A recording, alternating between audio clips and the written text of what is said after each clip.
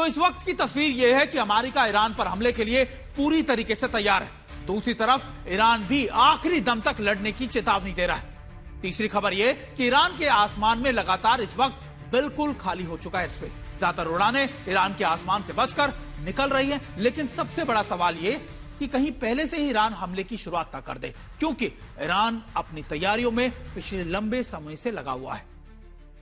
वो 5 बड़े संकेत कौन से हैं जो लगातार ये बता रहे हैं कि कभी भी ये हमला या फिर महायुद्ध तब्दील हो सकता है। इजराइल के चैनल यानी चैनल 12 ने दावा किया है कि ईरान पहले ही हमला कर सकता है, प्रिवेंटिव स्ट्राइक्स कर सकता है। दूसरा संकेत रूसी विदेश मंत्रालय की तरफ से अपने नागरिकों को दिया गया संदेश या फिर एडवाइजरी है, जिसमें उसने कहा है कि ईरान से रूसी नागरिक तुरंत छोड़ दे और बाहर वापस आ जाए या किसी दूसरे देश चले जाए। रूस के ऐसा देश जो इजराइल और ईरान दोनों के साथ बात करता हुआ है, तो ये संकेत बहुत बड़ा है। तीसरा संकेत क्या है? यूएसएस अब्राहम लिंकन ईरान पर स्ट्राइक करने की रेंज में पहुंच चुका है, यानी उसकी डिप्लॉयमेंट जो की गई थी करीबन 7 से 8 दिन के बाद अब वो उस ऑपरेशनल डिप्लॉयमेंट पर पहुंच चुका है।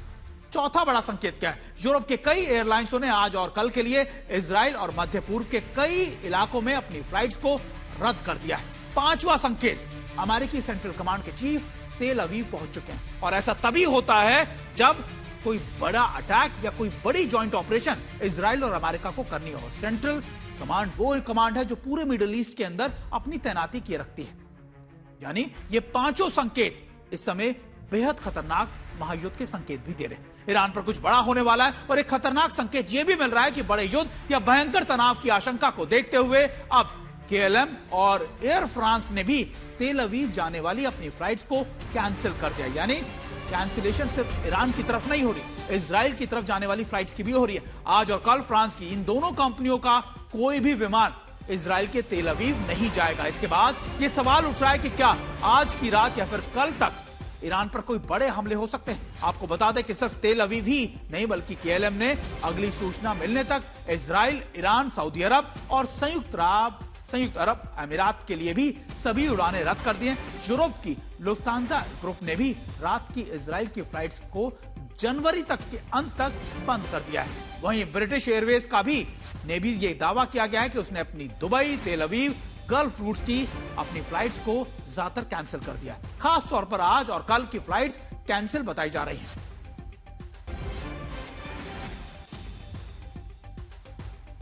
और चलिए अब आपको दिखाते हैं मध्य पूर्व का वो नक्शा जो इस वक्त खतरे की लगातार घंटियां बजा रहा है। आखिरकार क्यों हम ये बात कर रहे हैं, क्यों लगातार ये कहा जा रहा है कि देखिए ज्यादातर फ्लाइट्स कैंसिल कर दिया गया। यह है तेल अवीव और यह है ईरान, लेकिन इस पूरे इलाके में अगर आप देखें, हर देश इस समय युद्ध की घंटियां बजा रहा है, जिसमें सबसे ज्यादा रियाद, दमाम, दुबई यानी गल्फ का, मिडिल ईस्ट का पूरा इलाका शामिल है। और इसी वजह से ये संकेत मिल रहे हैं कि ज्यादातर कंपनीज ने अपनी फ्लाइट को इन सभी एयरपोर्ट्स पर कैंसिल कर दिया। यानी ना सिर्फ ईरान के एयरस्पेस में बल्कि इजराइल, सऊदी अरब, दुबई, इन सभी जगहों पर ज्यादातर फ्लाइट्स को कैंसिल कर दिया गया है। और ये ज्यादातर फ्लाइट्स अगर आप देखें रविवार तक के लिए रद्द कर दी गई है। लुफ्तांजा ग्रुप ने भी, ब्रिटिश एयरवेज ने भी रात के लिए फ्लाइट्स को पूरी तरीके से कैंसिल कर दिया, क्योंकि ईरान, इराक, इजराइल के ऊपर एयरस्पेस खतरनाक संकेत दे रहा है। यानी अमेरिका की डिप्लॉयमेंट इस तरफ आ चुकी है, और इसी वजह से संकेत मिल रहे हैं कि देखिए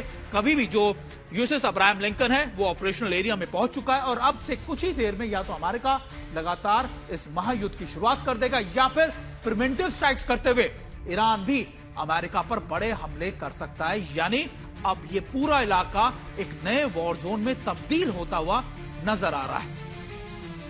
वहीं ईरान को लेकर तनाव के बीच जो सबसे बड़ी चेतावनी है वो इजराइल से ही आ रही है। सेंट्रल कमांड के chief admiral Brett Cooper Israel पहुंच चुके हैं। ये बहुत बड़ा डेवलपमेंट है, क्योंकि कल रात ही अमेरिकी सेंट्रल कमांड के चीफ इजराइल के तेल अवीव पहुंच गए थे।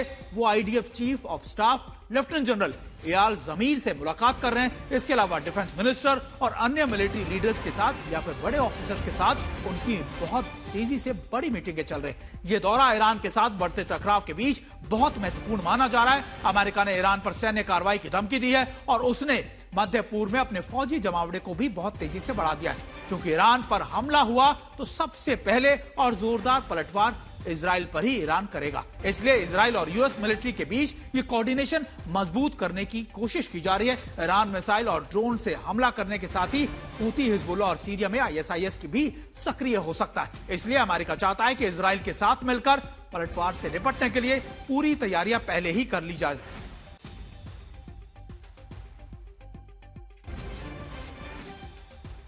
और इन बड़ी डेवलपमेंट पर हमारे साथ दो खास मेहमान हमारे साथ जुड़े, मेजर जनरल एके सिवाज और हमारे साथ group captain DK Pandey sir भी जुड़े। जनरल सिवाज, ये तैयारियां, ये डिप्लॉयमेंट, ये विजिट तो सिर्फ और सिर्फ यही अंदेशा दिखा रही है कि देखिए युद्ध की घंटी कभी भी बज सकती है, लेकिन सवाल यही है कि आखिरकार कौन इसकी शुरुआत करेगा? देखो सुमित, इसमें कोई शक नहीं है कि इसकी शुरुआत अमेरिका ही करेगा, मगर अगर ईरान को लगता है कि लड़ाई इमिनेंट है और अमेरिका हमला करने वाला है तो ईरान भी प्रीएम्प्ट कर सकता है। अगर आप देखें कि जिस प्रकार से अमेरिका ने तैयारी कर ली है, उससे ऐसा लगता है अगले 1-2 दिन के अंदर कोई बड़ा स्ट्राइक करेगा। जैसे उसने अपने पहले ग्राउंड ट्रूप 50,000 के करीब बढ़ा लिए हैं, उसके बाद F-35, F-22 रैप्टर, उसके बाद टोमाहाक मिसाइल सबमरीन में ले, और सबसे ज्यादा इंपॉर्टेंट है इब्राहिम लिंकन, जो कि एक प्रकार इंडो पैसिफिक में था, उसको अभी मूव करके पर्शियन गल्फ की तरफ लेके आ गए हैं। और उसके अंदर सबसे बहुत ज्यादा फायर पावर है, 5,000 के करीब सैनिक हैं, 100 से ज्यादा उसके पास एक आपके एयरक्राफ्ट है। इसी प्रकार से जो थर्ड और पेट्रोइट मिसाइल सिस्टम उसको भी ले दिया। इजराइल भी इसके लिए तैयार है, मगर यह भी सच्चा है ईरान भी पलटवार करेगा। देखो ईरान के पास जो 1,500 से 2,000 के करीब अभी जमावड़ा है ब्लास्टिक मिसाइल का, और उससे वो जो अमेरिकन की बेसिस हैं जो मिडिल ईस्ट में, चाहे सऊदी में, यूए में, जॉर्डन में, ओमान में, उनके ऊपर हमला करेगा। और ये कितने कारगर होगा ये तो समय बताएगा, और इजराइल पे भी पलटवार करेगा। एक चीज का ध्यान रखना सुमित, याद रखना कि ईरान के पास एयरफोर्स इतनी ज्यादा ताकतवर नहीं है, मगर इसके अलावा उसके पास जो मिसाइल हैं उसका जमावड़ा वर्ल्ड के अंदर सबसे बेस्ट है। और मुझे लगता है ईरान। जनरल सिवाज, हमारे साथ group captain DK Pandey sir भी जुड़े हैं, लेकिन उनके पास जाने से पहले एक खबर अपने दर्शकों को बता दूं जो लगातार ईरान की तरफ से आ रही है। फिर आपका ग्रुप कैप्टन डीके, मैं आपका रुख करूंगा, लेकिन सबसे पहले आपको बता दूं कि अमेरिका से तनातनी के बीच ईरान की फौज इस्लामिक रेवोल्यूशनरी गार्ड्स का IRGC ने गाजा नाम के एक नए ड्रोन का वीडियो भी जारी किया है। जिस तरीके से जनरल सिवाज बता रहे थे कि देखिए एयर डिफेंस भले ही मजबूत ना हो, एयरफोर्स ना हो, लेकिन उसके पास जो बैलिस्टिक मिसाइल है, ड्रोन, उसका जखीरा एक बार फिर से उसने दिखाया। इसको नाम दिया गया था गाजा। इस ड्रोन को नाम दिया गया, ये आम ड्रोन है, और इसे पहले इसका नाम शाहिद 149 था, लेकिन बाद में इसे गाजा नाम दिया गया। ईरान ने 2025 में भी इसकी नुमाइश की थी, और एक बार फिर से ईरान के IRGC ने इन, आप कह सकते हैं, ड्रोन्स को दिखाकर अपनी ताकत दिखाने की कोशिश की, जिसे IRGC की एरोफोर्स ने विकसित किया है। ईरान ने पहले भी शाहिद 136 कम रेंज वाले ड्रोन को बनाया था, लेकिन अब फिर से इसका शक्ति प्रदर्शन करके दिखाना। ग्रुप कैप्टन डीके सर, अगर अभी इन चीजों को देखा जाए, लगातार इन तस्वीरों को मापा जाए या फिर बैलिस्टिक मिसाइलों के जखीरे को नापा जाए, तो ईरान भी कमजोर नहीं है। और ईरान ने पिछले साल भी अपनी शक्ति का, अपनी क्षमताओं का एक नमूना इजराइल और अमेरिका दोनों को दिखा दिया था। जय हिंद, बहुत धन्यवाद मुझे इस चर्चा में शामिल करने के लिए। आप बिल्कुल सही कह रहे हैं कि जो दोनों की तरफ बैलेंस है, मिलिट्री बैलेंस है, निश्चित रूप से वो उसका अमेरिका का पकड़ लड़ा बहुत जबरदस्त भारी है।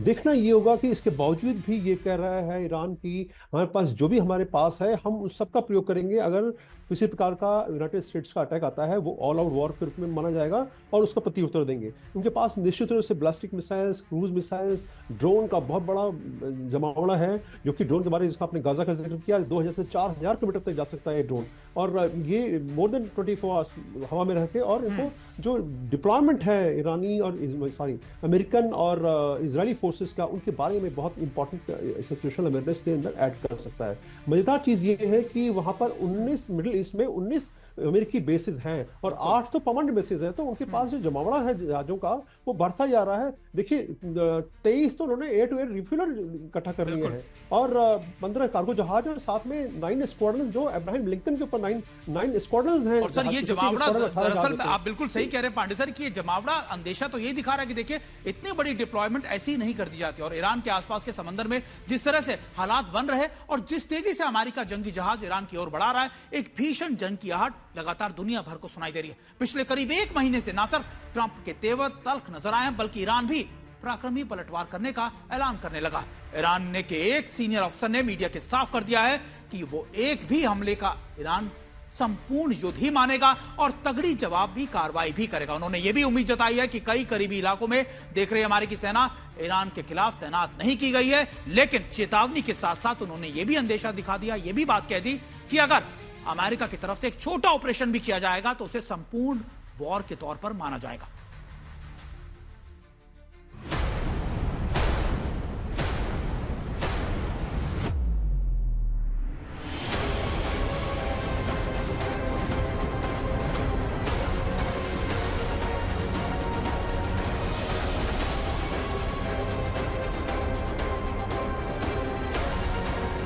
हड़कंप मचाने वाला ट्रंप का ऐलान, समंदर से होगा संग्राम। बेहद करीब आ पहुंची अमेरिकी सेना, निशाने पर ईरान। ट्रंप की धमकी से नहीं डरा ईरान, ईरान ने एक को दी फांसी, मच रहा कोहराम। समंदर की उफनती लहरें तो साफ इशारा कर रही हैं कि एक और भीषण जंग छिड़ने वाली है। अरब सागर से फारस की खाड़ी तक अमेरिका के जंगी जहाजों का बेड़ा तेजी से ईरान की ओर बढ़ रहा है। पानी में पराक्रम दिखाने वाला अमेरिका का USS Abraham Lincoln South China Sea से चला और उसका स्ट्राइक ग्रुप अरब सागर में तेजी से आगे बढ़ रहा है। जैसे जैसे वो आगे बढ़ रहा है, ईरान पर हमले की आशंका पहले से कई गुना बढ़ गई है। और ये सब कोरी अटकलें नहीं हैं। खुद अमेरिका के राष्ट्रपति डोनाल्ड ट्रंप ये ऐलान कर चुके हैं कि वो ईरान पर हमले के लिए तैयार हैं और उनकी फौज पूरी तैयारी के साथ आगे बढ़ रही है।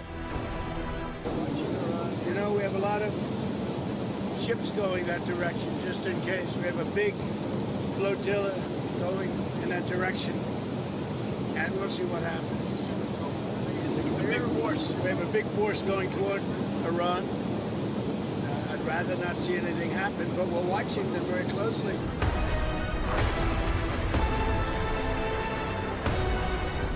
पिछले करीब 20 दिनों में शायद ही कोई दिन ऐसा गया हो जिसमें ट्रंप ने ईरान को हमले की चेतावनी न दी हो।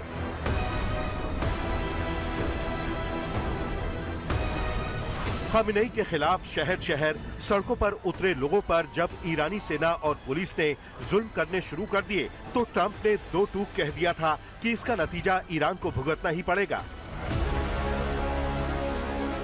लेकिन ईरान पलटवार के लिए पूरी तरह तैयार है, या कम से कम वो ये दिखाने की कोशिश कर रहा है कि अमेरिका की धमकी के सामने वो झुकने वाला नहीं है। सड़क से लेकर संसद तक खामेनेई के चाहने वाले यही कहते आए हैं कि अमेरिका